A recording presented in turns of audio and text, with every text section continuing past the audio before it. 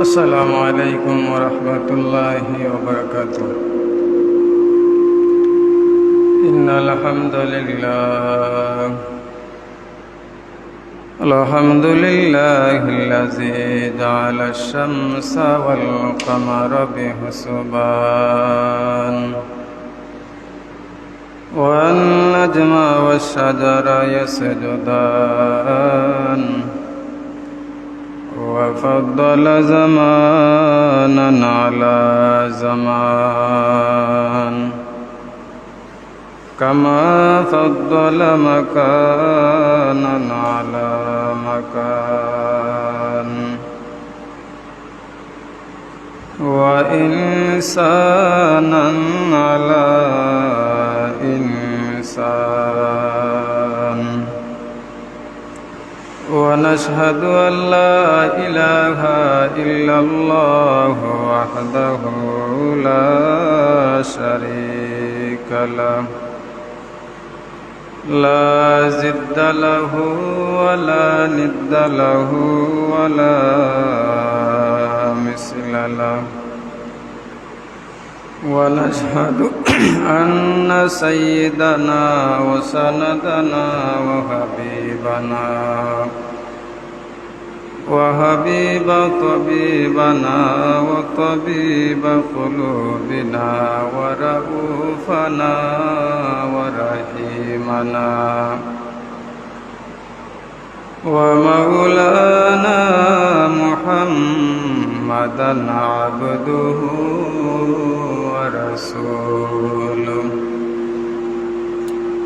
الذي أرسله الله تعالى بالحق بشيرا ونذيرا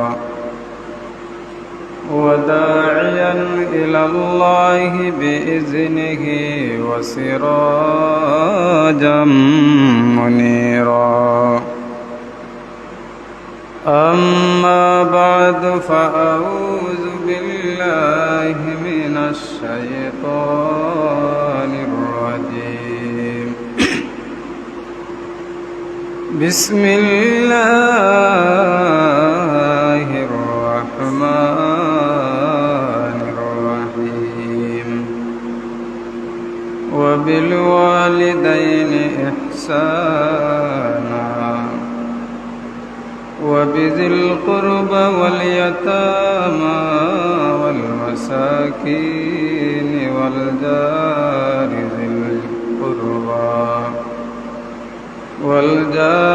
ذي القربى والجار الجنب. صدق الله مولانا العظيم. قال رسول الله صلى الله عليه الصلاة والسلام: ما زال جبريل يوصيني بالجار حتى ظننت أنه سيورثه أو كما قال عليه الصلاة والسلام. قال الله تعالى في شان حبيبه ومعشوقه ومحبوبه مخبرا وآمرا: إن الله وملائكته يصلون على النبي يا أيها الذين آمنوا صلوا عليه وسلموا تسليما. اللهم صل على سيدنا مولانا محمد وعلى آل سيدنا চিন্তা করে দেখো রাত্রি নিশি গভীরে মরার পরে কে যাবে তোর অন্ধকার কবরে।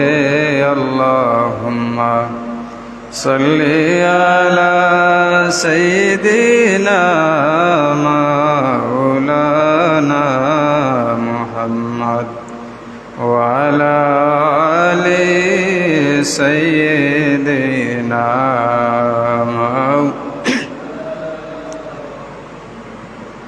লক্ষ কোটি সালাম জানাই আল্লাহ নূর নবীজির কদমে। আসমান জমিন পয়দা হলো যে নবীজির কারণে। আল্লাহুম্মা সাল্লি আলা সাইয়্যিদিনা মাওলানা মুহাম্মদ ওয়া আলা আলি সাইয়্যিদিনা।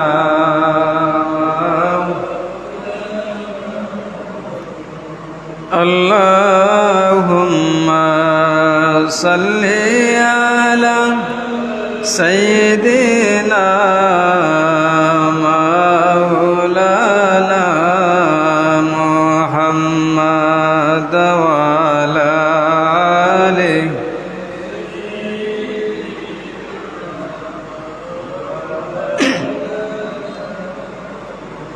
রহমতে आलम जहाँ का सब उजाला कर दिया।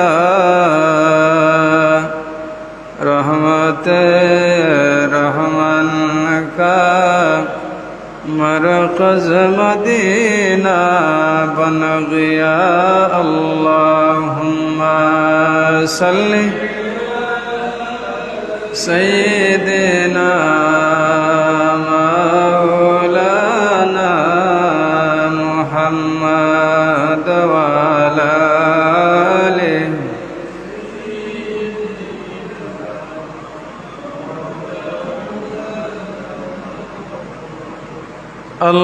अल्लाहुम्मा सल्ली अला सय्यिदिना मौलाना मुहम्मद व अला आलिहि। मौलाना अल्लाह अल्लाह अल्लाह अल्लाह अल्लाह अल्लाह अल्लाह अल्लाह अल्लाह ला याज़ल ज़लाली वल इकराम या अल्लाह या सलाम या ज़ल ज़लाली वल इकराम या अल्लाह या सलाम या जलील या बुरहान या जलील या बुरहान या हन्नान या मन्नान। अल्लाह अल्लाह अल्लाह अल्लाह अल्लाह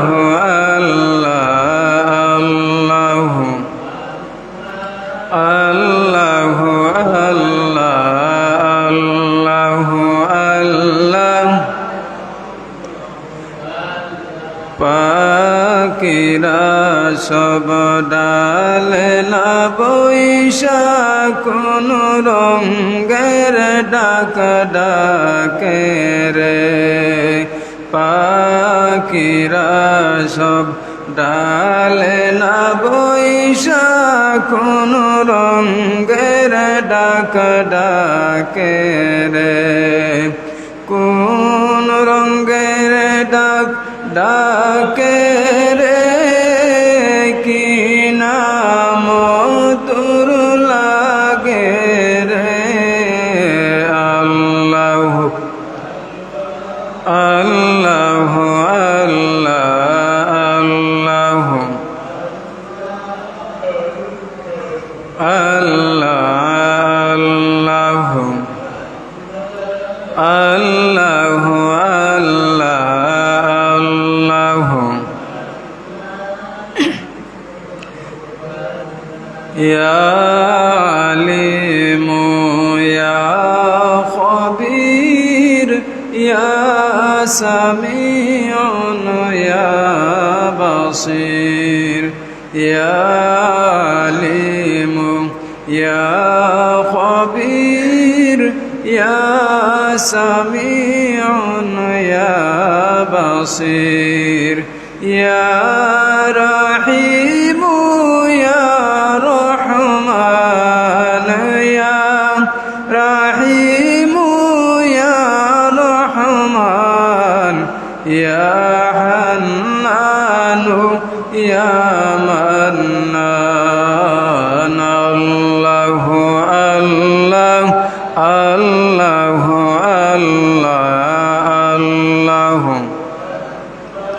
আল্লাহ আল্লাহ আল্লাহ ও আল্লাহ আল্লাহ আল্লাহ ও আল্লাহ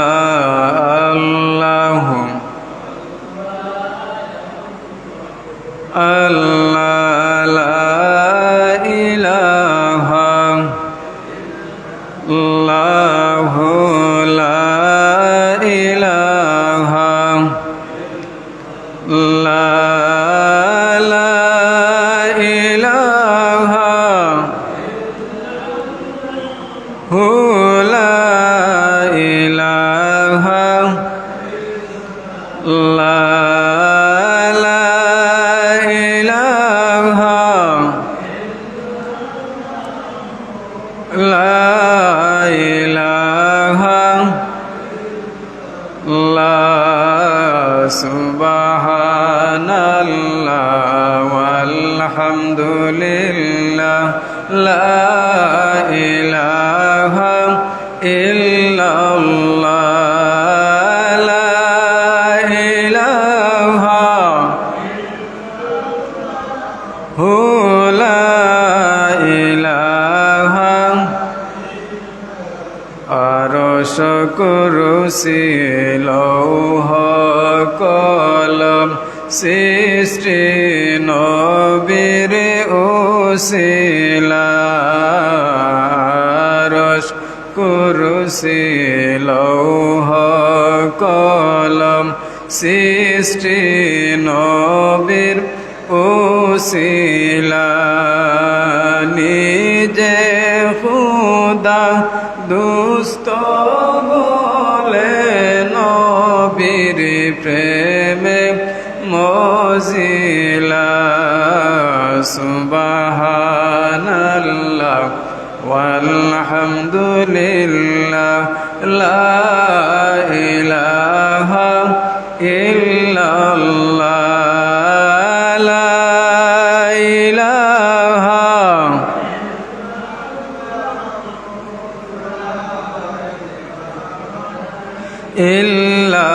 ইল্লাল্লাহ লা ইলাহা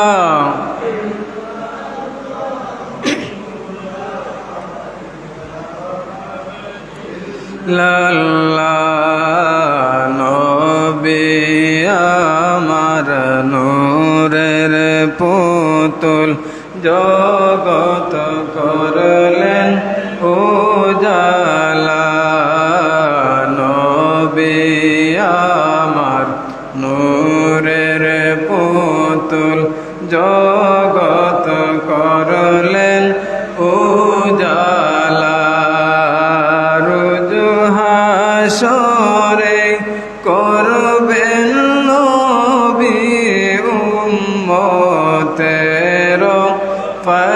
সালাত সুবহানাল্লাহ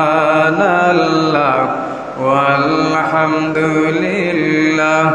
লা ইলাহা ইল্লাল্লাহ লা ইলাহা লা ইলাহা ইল্লাল্লাহ লা ইলাহা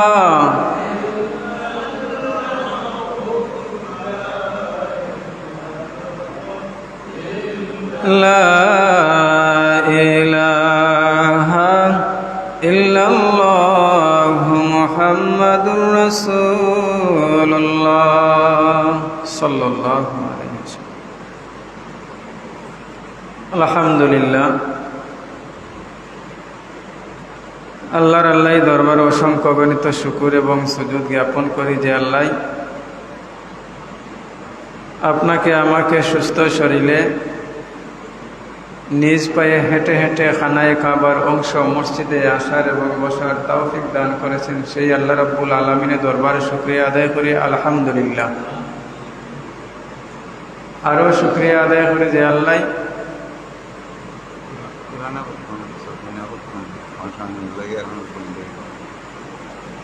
আল্লাহ রাব্বুল আলামিন দরখাস্ত ছাড়া আপনাকে আমাকে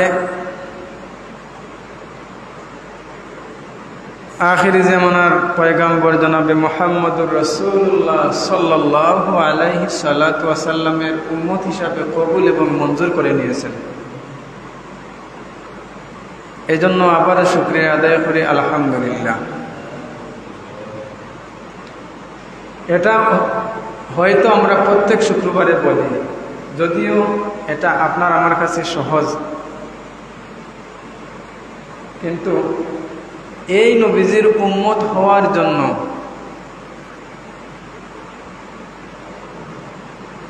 অসংখ্য নবী এবং রাসূল অনেক আকাঙ্ক্ষা করেছেন, মনের মধ্যে অনেক তামান্না, আশা আকাঙ্ক্ষা। যদি আমরা মুহাম্মদুর রাসূলুল্লাহ সাল্লাল্লাহু আলাইহি সাল্লামের উম্মত হতে পারতাম, ফায়দা আমাদের অনেক হতো। প্রথমত ফায়দা, আল্লাহর হাবিব হযরত মুহাম্মদুর রাসূলুল্লাহ সাল্লাল্লাহু আলাইহি সাল্লাতু ওয়া সাল্লাম যতক্ষণ পর্যন্ত জান্নাতের মধ্যে প্রবেশ করবেন না, ততক্ষণ পর্যন্ত কোনো নবী এবং রাসূলের উম্মত পর্যন্ত জান্নাতের মধ্যে প্রবেশ করতে পারবে না। এটা হলো আপনার আমার নবীর পাওয়ার, আল্লাহর পক্ষ থেকে ইজ্জত এবং সম্মান আল্লাহ দিয়েছেন। 2 নম্বর হলো আল্লাহর হাবিব মুহাম্মদুর রাসূলুল্লাহ সাল্লাল্লাহু আলাইহি সাল্লাতু ওয়া সাল্লাম তার উম্মত হয়েছে। আমরা উম্মত হওয়ার সুবাদে এই গোটা জমিনকে আল্লাহ রাব্বুল আলামিন উম্মতে মুহাম্মদের জন্য মসজিদ বানিয়ে দিয়েছেন। অন্যান্য নবীদের নিয়ম ছিল এবং উম্মতের কানুন ছিল, আইন ছিল যে মসজিদের মধ্যে আজান শোনার পরে মসজিদের মধ্যে এসে নামাজ আদায় করা লাগতো। কিন্তু আপনাকে আমাকে আল্লাহ রাব্বুল আলামিন ওই নবীজির সম্মানে ইজ্জতে এত সম্মান ইজ্জত দিলেন যে আল্লাহ রাব্বুল আলামিন বলেন, ওই উম্মত যদি মসজিদে অনেক দূরে চলে যায়, মসজিদে এসে জামাত পায় না, আস্তে আস্তে সময় চলে যাবে, তাহলে ওই জায়গাটার মধ্যে অজু গোসল করে পুত পবিত্র হয়ে নামাজ যদি আদায় করে ফেলে তার নামাজটা হয়ে যাবে। আমি যে আয়াত তিলাওয়াত করেছি ওই আয়াতের আজকের বিষয়বস্তু হলো প্রতিবেশীর হক। প্রতিবেশীর হক, প্রতিবেশীর কিছু হক রয়েছে।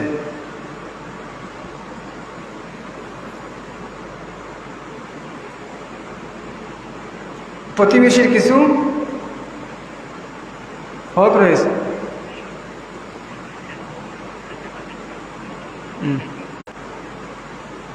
ওই প্রতিবেশীর হক আছে,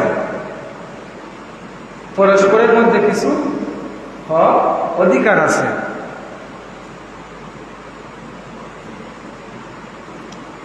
যেগুলো আল্লাহ রাব্বুল আলামিন নবীজির মাধ্যমে জানিয়ে দিয়েছেন।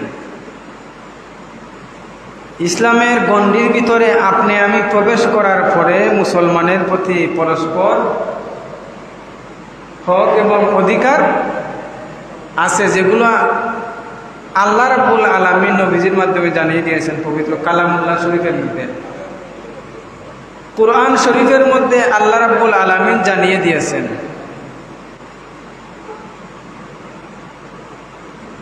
এখন প্রতিবেশীর হকের জানার দরকার। এখন আমরা মনে করি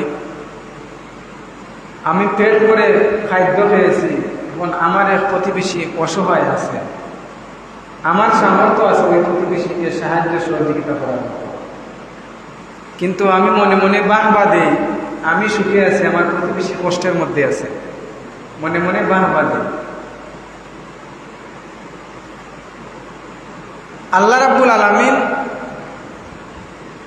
প্রতিবেশী গরিব হওয়ার পরে তোমাকে আল্লাহ রাব্বুল আলামিন অনেক সম্পদের মালিক বানিয়েছেন। ওই সম্পদের মধ্যে গরিব অসহায় প্রতিবেশীর অধিকার এবং হক রয়েছে।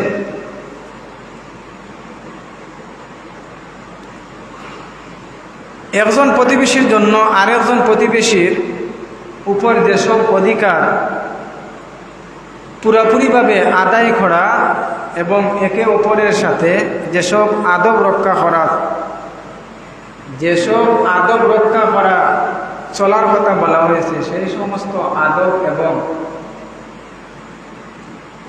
অধিকার পুরোপুরিভাবে আদায় করা আল্লাহর হাবিব ওয়াজিব হিসাবে সাব্যস্ত করেছেন। আল্লাহ রাব্বুল আলামিন বলেন, আমি যা কিছু করি এই সমস্ত কিছু আমি আল্লাহ রাব্বুল আলামিন বান্দার কল্যাণের জন্য করি, বান্দার কল্যাণের জন্য করি। আমি চাই না আমার বান্দা কোনো অকল্যাণের মধ্যে যেন না পড়ে, বিপদের মধ্যে যেন না পড়ে। যেমন কালেমা পড়ে আপনি আমি মুসলমান হয়ে গেছি, কালেমার পরেই নামাজ, রোজা, হজ, যাকাত এই মাসও শাওয়াল মাস থেকে শুরু হয়েছে। হজের কার্যক্রম, অনেক মানুষ হজে যাচ্ছে। ওই হজ আদায়কারীর অনেক সম্পদের মালিক হয়েছে, কিন্তু নামাজও পড়ে, রোজাও রাখে, হজও আদায় করে, কিন্তু প্রতিবেশীর হক যথাযথভাবে আদায় হয় না। আল্লাহর হাবিব বলেন, ওই হজ আদায়কারীর হজ আমার, নবীজি বলেন, আল্লাহ রাব্বুল আলামিনের কাছে কখনো গ্রহণযোগ্য হবে না। এখন প্রশ্ন আসতে পারে, সম্পদ আমার, রুজি রোজগার করেছে আমি, সঞ্চয় করেছে আমি, তাহলে গরিব প্রতিবেশীর হক কেন আদায় করবো না? বলে এটা আল্লাহর নির্দেশ। এখন যদি কোনো মানুষে বলে ইমাম সাহেবের ওয়াজ করেছেন, ইমাম সাহেবের মন করা কোনো ওয়াজ নয়, কেন? বলে আল্লাহ রাব্বুল আলামিন নবীজিকে কুরআনের মাধ্যমে জানিয়ে দিয়েছেন, নবীজি সাহাবীদের মাধ্যমে জানিয়ে দিয়েছেন, সেই সূত্রে আমরা করেছি। এখন আল্লাহর আইন, আল্লাহর আদেশ যে সমস্ত বান্দা এবং বান্দি আদায় করবে যথাযথভাবে, ওই সমস্ত বান্দা এবং বান্দি আল্লাহ রাব্বুল আলামিন ওই সমস্ত বান্দা এবং বান্দীদেরকে জান্নাতের বাসিন্দা, জান্নাতি হিসাবে ঘোষণা করে দিবেন। জুড়ে জুড়ে বলেন সুবহানাল্লাহ। এখন নামাজ পড়ি, রোজা রাখি, এই সমস্ত ফরজ ইবাদত আদায় করার পরে আল্লাহর কোনো বান্দা এবং বান্দি কখনো রুখসত পাবে না যত সময় পর্যন্ত আল্লাহর আদেশ এবং নিষেধ যথাযথভাবে পালন না করে।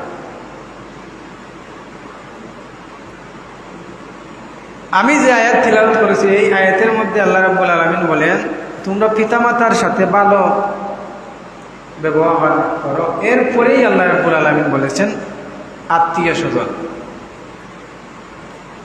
এখন আত্মীয় স্বজন আমরা সবার মোটামুটি কম বেশ আছে। আল্লাহর হাবিব বলেন, যে বান্দা আত্মীয়তার সম্পর্ক বজায় রাখবে না, আত্মীয়তার সাথে সুসম্পর্ক রাখবে না, ওই আল্লাহর বান্দা এবং আল্লাহর বান্দি কখনো জান্নাতে যাইতে পারবে না।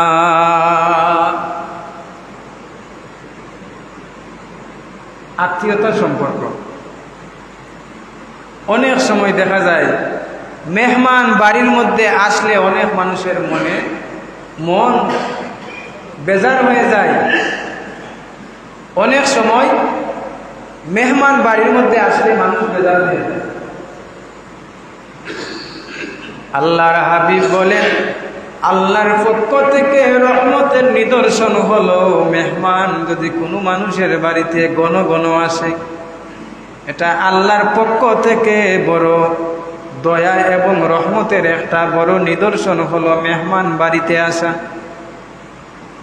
এখন মেহমান বাড়ির মধ্যে আসার পরে মনে মনে বলবা, দুলাভাই বা বোনের জামাই যারা আসবেন, বলে গত মাসেও তুমি আমাদের বাড়ির মধ্যে বেড়াতে আসছিলে, কিন্তু বেশি দিন থাকো না, এই মাসে মনে হয় আজকে চলে যাবে নতুবা আগামীকালকে চলে যাবে। অর্থাৎ তুমি সিগন্যাল দিয়ে দিয়েছো, মেহমানকে সিগন্যাল দিয়ে দিয়েছো বলে তুমি বেশি দিন থাকতা না, তোমার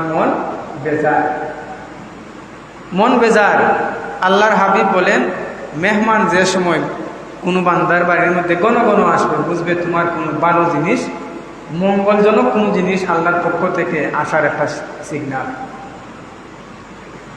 এখন আত্মীয়তার সম্পর্ক বজায় যদি কোনো মানুষে না রাখে, তাহলে এই মানুষ জান্নাতে যাওয়া তার পক্ষে সম্ভব নয়। এখন আমরা যদি সব মানুষকে প্রত্যেককে জিজ্ঞাসা করা হয় আমরা কি জান্নাতে যেতে চাই, সবাই বলবে অবশ্যই যেতে চাই, কিন্তু সবাই যেন একসাথে বলি, কিন্তু জান্নাতে যাইতে হইলে তো জান্নাতের কাজ করতে হবে। এখন আত্মীয় স্বজন, আল্লাহ রাব্বুল আলামিন বলেন, তোমরা আত্মীয় স্বজনের কি করো, তাদের সাথে সুসম্পর্ক বজায় রাখো, সুসম্পর্ক বজায় রাখো। আল্লাহর হাবিব হাদিস শরীফের মধ্যে বলেছেন, যে সমস্ত আল্লাহর বান্দা এবং বান্দি আত্মীয়তার সম্পর্ক ছিন্ন করে, ওই সমস্ত আত্মীয় স্বজন কখনো জান্নাতে যেতে পারবে না। এজন্য আমাদের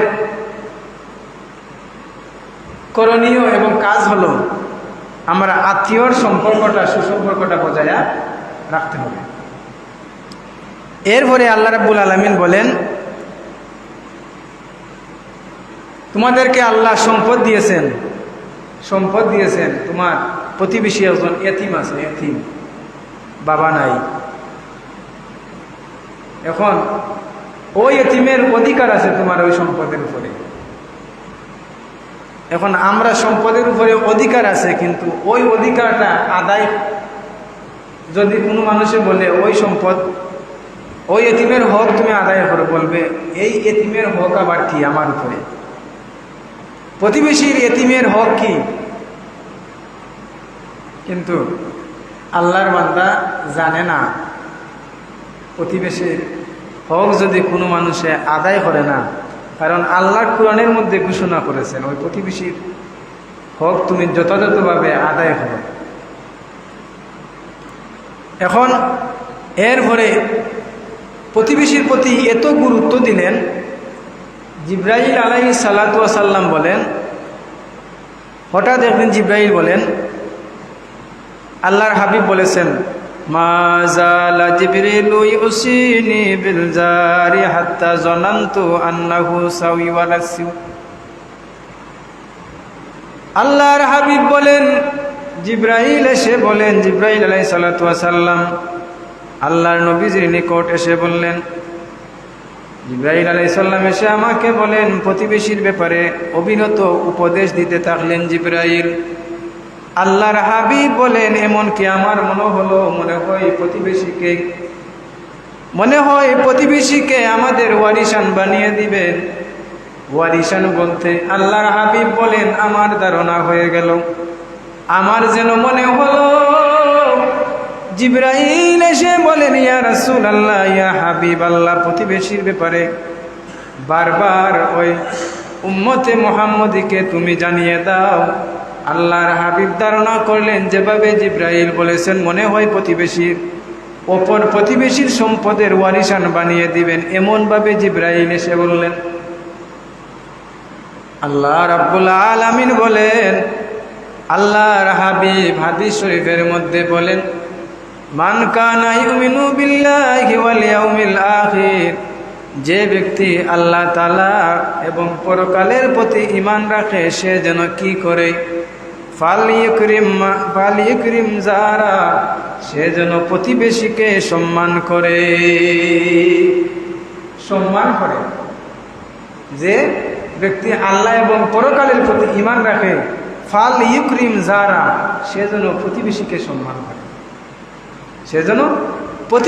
সম্মান করে, আল্লাহর হাবিব বলেন, প্রতিবেশীকে যেন কোনো মানুষ কথার দ্বারা, কাজের দ্বারা কোনো কষ্ট না দেয়। আল্লাহর হাবিব বলেন, শুধু তাই নয়, যে মানুষ আল্লাহ এবং পরকালের প্রতি বিশ্বাস রাখে, ঈমান এনেছে, এই মানুষ যেন ফালা ইউজি যারা, সে যেন প্রতিবেশীকে কোনো কষ্ট না দেয়,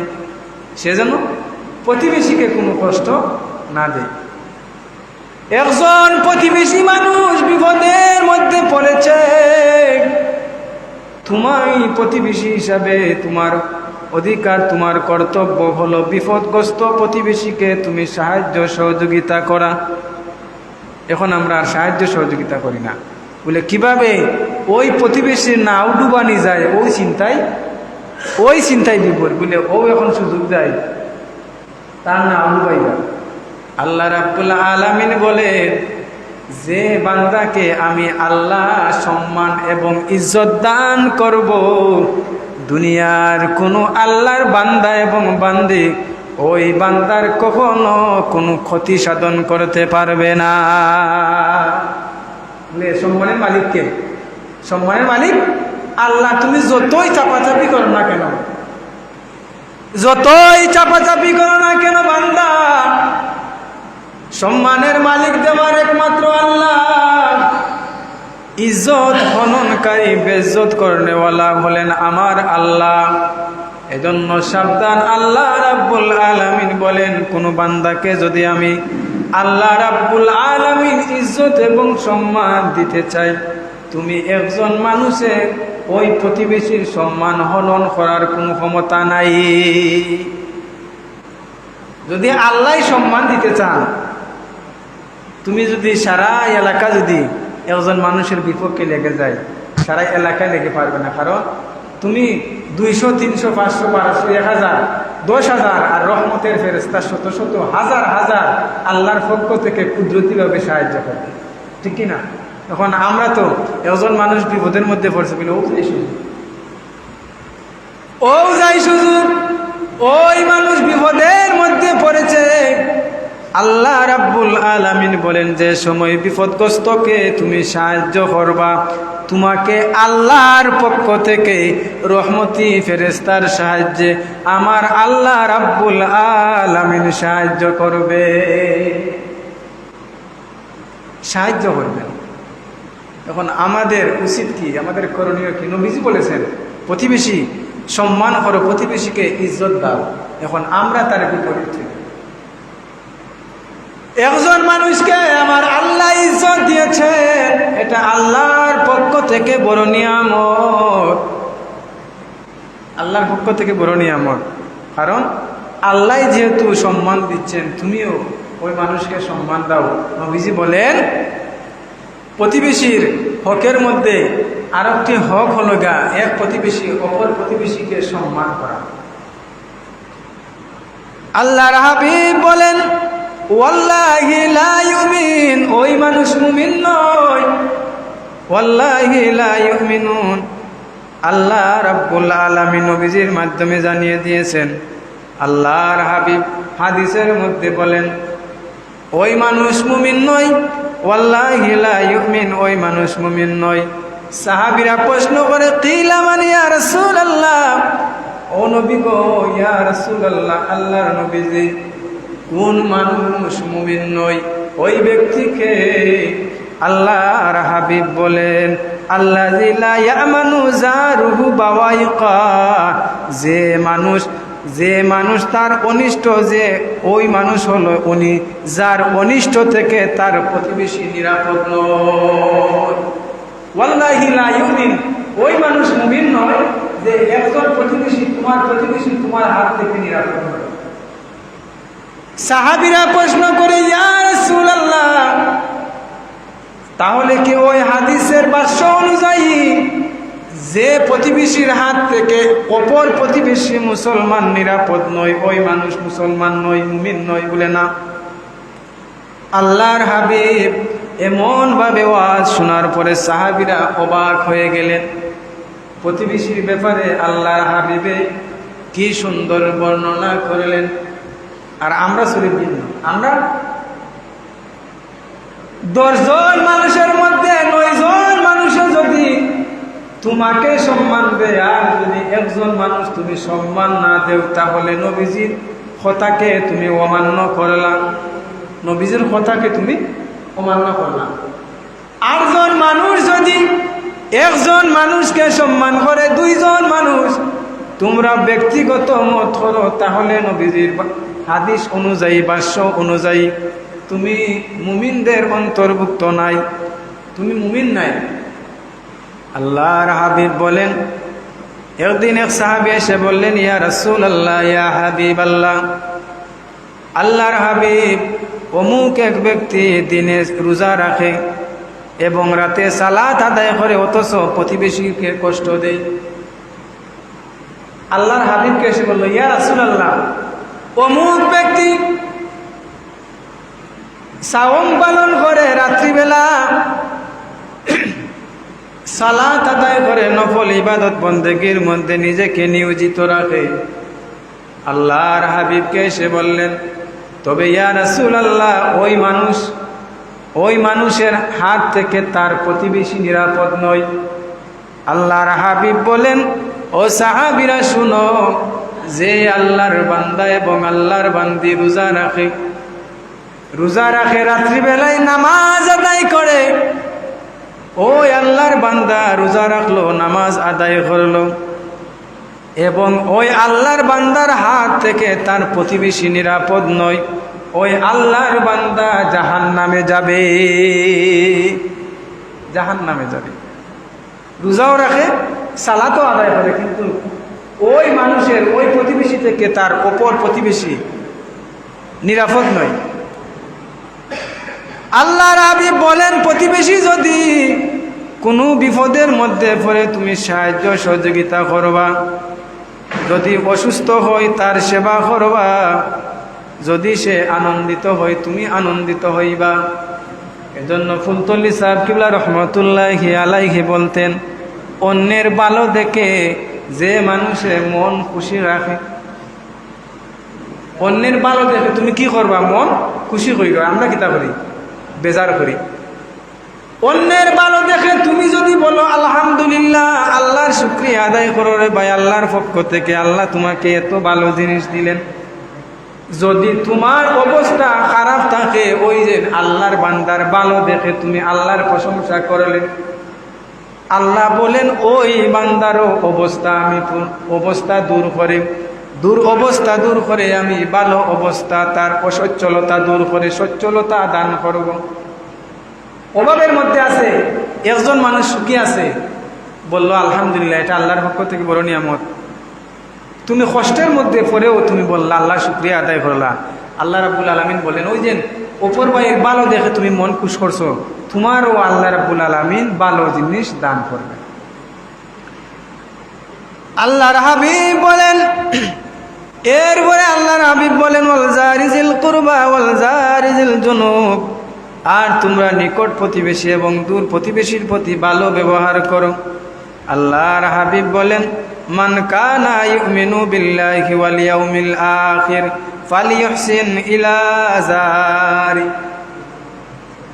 যে ব্যক্তি আল্লাহ এবং পরকালের প্রতি বিশ্বাস রাখে এবং প্রতিবেশীর সাথে ভালো ব্যবহার করে, ভালো ব্যবহার, তোমার মুখের ভাষা যদি ভালো থাকে রে বাবা, যদিও তুমি প্রতিবেশীকে সাহায্য সহযোগিতা না করতে পারো, মুখের ভাষা যদি ভালো থাকে, তোমার কথাই মানুষ সন্তুষ্ট হয়ে যাবে, তোমার মুখের ভাষায় মানুষ সন্তুষ্ট হয়ে যাবে। আর যদি তোমার মুখের ভাষা কর্কশ থাকে, যদিও তুমি প্রতিবেশীকে তুমি সহযোগিতা করো, কিন্তু তোমার মুখের ভাষা কর্কশের কারণে ওই মানুষটা কষ্ট পেয়ে যাবে। আল্লাহর হাবিব বলেন, প্রতিবেশীর ভালো জিনিস, কল্যাণকর কিছু দেওয়ার মাধ্যমে সম্মান করা, প্রতিবেশীর ভালো কোনো কিছু দেওয়ার মাধ্যমে সম্মান করা। আল্লাহর হাবিব বলেন, ইয়া নিসাইল মুসলিমাত লা তাহকিরানে জারু লিজারাতিকা ওয়ালা ফিরসিনা শা। আল্লাহর হাবিব বলেন, হে মুসলিম রমণীগণ, তুমি যদি তোমার কোনো প্রতিবেশীকে কোনো উপহারও দেও, সামান্য যদিও হয়, গরিব একজন প্রতিবেশী মহিলা ধনী একজন প্রতিবেশী মহিলাকে অল্প কিছু জিনিস দিয়েছে, তুমি তুচ্ছ জ্ঞান করবা না। আল্লাহর হাবিব বলেন, যদি তুমি তুচ্ছ জ্ঞান করো না, তুমি সাদরে গ্রহণ করো, তাহলে তুমি তোমার প্রতিবেশীর মনটা খুশ হয়ে গেল। আল্লাহর হাবিব বলেন, হে আবু যর, তুমি তরকারি যদি ফাঁকাও, তাতে একটু বেশি জুল বাড়িয়ে দিবা, যাতে তুমি খেয়ে তুমি তোমার প্রতিবেশীকেও কিছু দিতে পারো, যাতে তুমি জুল বাড়িয়ে দিলে ওই জুলটা তুমি খেয়ে তোমার কিছু প্রতিবেশীকেও দিতে পারো। আয়েশা সিদ্দিকা বলেন, ইয়া রাসূলুল্লাহ ইলা আকরাবিহিমা মিন বাবা, ইয়া রাসূলুল্লাহ, আমার তো প্রতিবেশী দুইজন, তাহলে আমি কাকে আমি ওই আমার উপহার বা আমি আমার প্রতিবেশীকে দিব? আল্লাহর হাবিব বলেন, উভয়ের মধ্যে যে প্রতিবেশীর ঘর তোমার নিকটবর্তী, তোমার সামর্থ্য আছে একজনের দেওয়ার, এখন তুমি দুইজন তোমার প্রতিবেশী, তুমি কাকে দিবা? বলে আকরাবিহিমা, যে প্রতিবেশী তোমার নিকটবর্তী তাকে তুমি দিবা। এজন্য আল্লাহর হাবিব কত সুন্দর করে বলেছেন, কত সুন্দর করে বলেছেন যে তোমরা প্রতিবেশীর সাথে ভালো ব্যবহার করো। এখন দেখা যায় প্রতিবেশীর সাথে যদি সুসম্পর্ক থাকে না, আর যদি আল্লাহর কোনো বান্দার অন্তরের মধ্যে তুমি কষ্ট দিয়ে থাকো, মরণের পরে যদিও মুক্তি বলে বালা, কিন্তু অন্তরের মধ্যে তার কষ্ট থাকবে, অন্তরের মধ্যে তার কষ্ট থাকবে। ওই কষ্টটা নিয়ে যদি আল্লাহর কোনো বান্দা দুনিয়া থেকে বিদায় হয়ে যায়, ময়দানে মাশর, ওই আল্লাহর বান্দার কষ্ট যতক্ষণ পর্যন্ত পরিশোধ দূরীভূত না হবে, ততক্ষণ পর্যন্ত তুমি জান্নাতের বাসিন্দা হতে পারবে না। ফাতেমা রাদিয়াল্লাহু তাআলা আনহা, আল্লাহর হাবিব বলেন, তুমি তোমার প্রতিবেশীর সাথে সম্মান দিবা, প্রতিবেশীকে সম্মান দিবা, ইজ্জত দিবা, ভালো ব্যবহার করবা, এবং তুমি যা পছন্দ করবা, অপর প্রতিবেশীকে যদি কোনো জিনিস তুমি দিতে চাও, তোমার পছন্দনীয় জিনিস তুমি যেটা পছন্দ করবা সেটা দিবা। এখন তুমি পছন্দ করবা লাটা, আর প্রতিবেশীকে দেওয়ার সময়, সাহায্য করার সময় দেখা যায় খারাপ লাগে। ফাতেমা রাদিয়াল্লাহু তাআলা আনহার নিকট এসে আল্লাহর এক বান্দা বলল, আল্লাহর হস্তে আমাকে কিছু দাও। আল্লাহর এক বান্দি ফাতেমা রাদিয়াল্লাহু তাআলা আনহা একটা শাড়ি দিয়ে দিলেন, কিছু নরমাল ছিল শাড়ি। হঠাৎ করে ফাতেমা বলেন, আল্লাহর হাবিব বলেছেন, তুমি যা পছন্দ করবা, তুমি তোমার প্রতিবেশী অসহায়কে, এতিম অসহায়কে তোমার পছন্দনীয় যে জিনিস, সেই জিনিসটা তুমি দিবা। ফাতেমা রাদিয়াল্লাহু তাআলা আনহা মনে মনে ভাবলেন, আমার আব্বা জান আমাকে সব চাইতে ভালো যে শাড়িটা বিবাহের মধ্যে একটা শাড়ি দিয়েছিলেন, সেই শাড়িটা আল্লাহর বান্দি ফাতেমা রাদিয়াল্লাহু তাআলা আনহা দিয়ে দিলেন। আল্লাহর হাবিব হঠাৎ করে নবীজি ফাতেমার বাড়িতে আসার পর আল্লাহর হাবিব ডাক দিলেন, ও মা ফাতেমা, আমি তোমাকে দেখার জন্য এসেছি। ইয়া রাসূলুল্লাহ, ও আব্বাজান, আমার শরীরটাকে আবৃত করার মতো একটা কাপড় অবশিষ্ট নাই।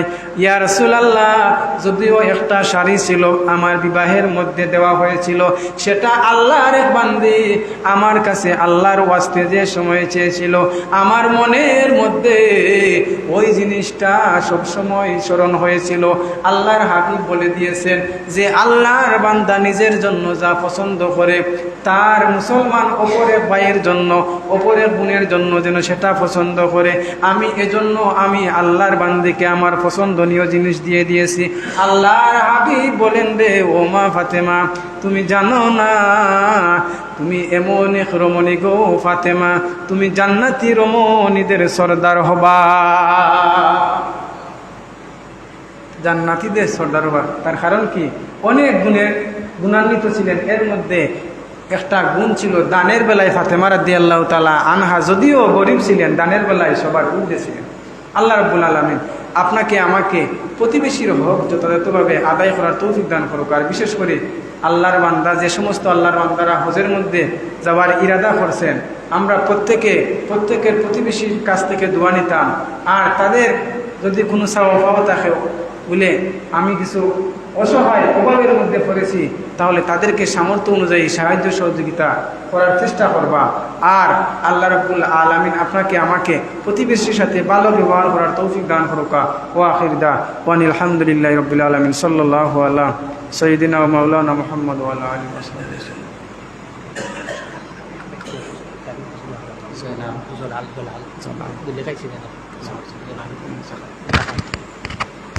সাল্লাল্লাহু আলা সাইয়্যিদিনা ওয়া মাওলানা মুহাম্মদ ওয়া আলা আলিহি ওয়া আসহাবিহি ওয়া সাল্লাম। আস্তাগফিরুল্লাহ, ইন্নাল্লাহা গফুরুর রাহিম। আস্তাগফিরুল্লাহ রাব্বি মিন কুল্লি যামবি ওয়া আতুবু ইলাইহি ওয়া লা হাওলা ওয়া লা কুওয়াতা ইল্লা বিল্লাহি আলিয়্যিল আযীম। লা ইলাহা ইল্লাল্লাহ মুহাম্মাদুর রাসূলুল্লাহ সাল্লাল্লাহু।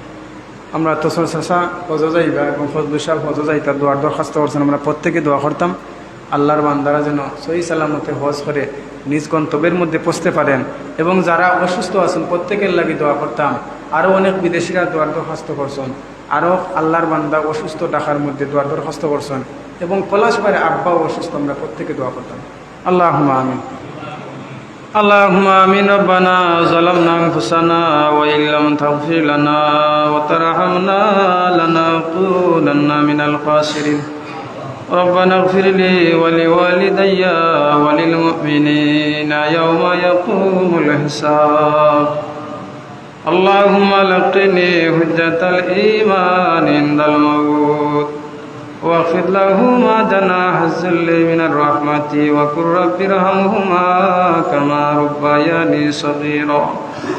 رب ارحمهما كما ربياني صغيرا.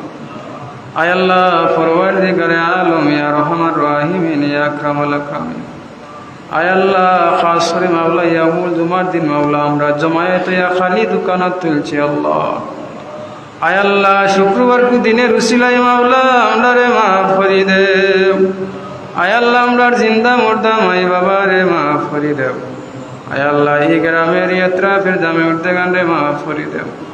আয় আল্লাহ তোমার যে বান্দা অকল হজের উদ্দেশ্যে রওনা দিবা, তোমার বান্দা অকল তারে সহি সালামতে পৌঁছে দেব আল্লাহ। আয় আল্লাহ তোমার যে বান্দা অকল অসুস্থ আছেন আল্লাহ, তোমার বান্দা অকল তারে সুস্থতা ফরমাও। আয় আল্লাহ খাস করি মাওলা, আয় আল্লাহ পলাশবার আব্বার আল্লাহ অসুস্থতারে শিফা দান করো। আয় আল্লাহ তোমার বান্দার চাচা ভাই আল্লাহ লন্ডনের জমিন অসুস্থ আছেন আল্লাহ, তোমার বান্দা অকল তারে সুস্থতা দান করো। আয় আল্লাহ কোরআনের খতম ওজিফার খতম তোমার যে বান্দা বলতে দোয়ার দরখাস্ত করছেন আল্লাহ, এই ওজিফার খতম কোরআনের খতম রে আল্লাহ কবুল ফরমাও। এর উসিলাই মাওলা তোমার বান্দা বলতে জামে মুর্দেগানরে মাফ করে দেব। আয় আল্লাহ লক্ষ কোটি দুরুদ আমার সালাম হুজুরে পাক সাল্লাল্লাহু আলাইহি সাল্লামের খিদমতে পৌঁছাও। আয় আল্লাহ তোমার এক বান্দা আল্লাহ জালাল সাহেব ঢাকার মধ্যে আল্লাহ অসুস্থ, তোমার বান্দারে সুস্থতা ফরমাও। আয় আল্লাহ আমরা তোমার মকবুল গোলামি নসিব ফরমাও। আয় আল্লাহ আমরার গুনার কারণে মাওলা আমরারে আযাব আর গজব দিয়া পরীক্ষা করিও না। আয় আল্লাহ যাবতীয় আযাব আর গজব থেকে আল্লাহ হেফাজত ফরমাও। আয় আল্লাহ দয়াল নবীতে যত বালাই চাইছেন মাওলা আমরারে বালাই দান করো, যত বুড়াই তোকে ফানা চাইছেন মাওলা আমরারে বুড়াই তোকে ফানা দেব আল্লাহ। আয় আল্লাহ আমরার মান সম্মান ইজ্জত আবু তুমি মনিবের হাওলা করলাম আল্লাহ। আয় আল্লাহ ময়দানে মাশর মাওলা আমরার গুনার কারণে মাওলা আমরার আসামি করিও না আল্লাহ। আয় আল্লাহ আমরা মাফ চাইলাম মাওলা আমরার জীবনের তামাম গুনাহ খাতারে মাফ করি দাও। আয় আল্লাহ জীবনে একবার হারমান শরীফ জিয়ারত নসিব ফরমাও। আয় আল্লাহ আমরার মরণের সময় ইমানি হালতে মরণ দান করিও আল্লাহ। বিফাদলি সুবহান রাব্বিকা রাব্বিল ইজ্জাতি আম্মা ইয়াসিফুন ওয়া সালামুন আলাল মুরসালিন ওয়াল হামদুলিল্লাহি রাব্বিল আলামিন। আমিন। আসসালামু আলাইকুম।